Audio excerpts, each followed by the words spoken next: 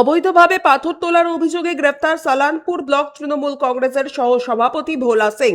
বৃহস্পতিবার রাতে বারাবড়ি বিধানসভা কেন্দ্রের পাঁচগাছিয়া এলাকা থেকে সালানপুর ব্লক তৃণমূল কংগ্রেসের সহ সভাপতি বিজয় সিং ওরফে ভোলা সিংকে গ্রেফতার করে পুলিশ। গ্রেফতারের পর সালানপুর থানা থেকে সেই রাতেই তাকে কুলটি থানায় নিয়ে আসা হয়। এরপর শুক্রবার সকালে ভোলা সিংকে আসানসোল জেলা আদালতে পেশ করা হয়। এদিন অভিযুক্ত ভোলা সিংকে আদালতে পেশ করার সময় বিক্ষিপ্ত জনতা তাকে লক্ষ্য করে আদালত চত্বরে ডিম ছোড়েন।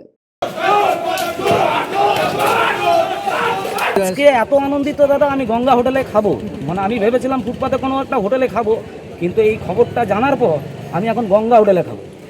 কারণ তৃণমূলের যত অপরাধী এইভাবে যারা জেল খাটবে, প্রত্যেকটা আসামি যেন এরকমভাবে জেল খাটে একদম। এরা তো ওখানে যে যা শুরু করেছিল একটা সময়, যারা ওখানকার বাসিন্দা সবাই জানে, প্রত্যেকটা মানুষ জানে।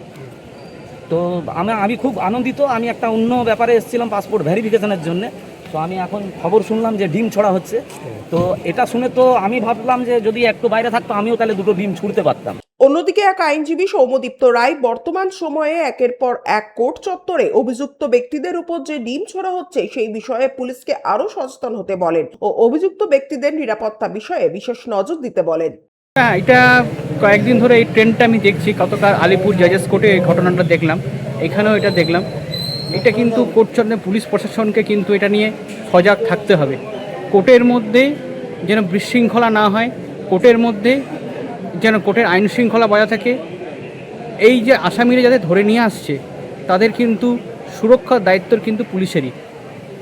এটা কিন্তু পুলিশই নিজে ভাসবে পরবর্তীকালে যদি এদের কোনোরকমভাবে শারীরিকভাবে কোনো রকম ঘটনা যদি ঘটে। এটা আইনে কিন্তু তার ধারা, তার জায়গা আছে। কাজে পুলিশকে কিন্তু সাবধান থাকতে হবে। এবং আমি পুলিশকে এটা অনুরোধ করব যে আপনারা সাবধানে নিয়ে আসুন, এদের হাত থেকে বাঁচিয়ে, এই যে মব যারা লিঞ্চিং করছে তাদের হাত থেকে বাঁচিয়ে এরকম আসামিদের নিয়ে আসুন।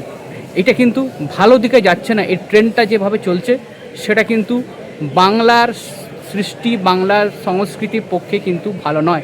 ইতিহাসে এই ধরনের ঘটনা কখনো দেখা যায়নি। সরকার আগেও পরিবর্তন হয়েছে, ভবিষ্যতেও সরকার পরিবর্তন হবে। এই ট্রেন্ড যদি প্রতিনিয়ত বাড়তে থাকে এটা খুবই দুর্ভাগ্যজনক বাংলার জন্য, ভারতবর্ষের জন্য। সঞ্জয় যাদব, 99 নিউজ বাংলা, আসানসোল। আপনারা দেখছেন 99 নিউজ বাংলা। বদলাবো আমরা।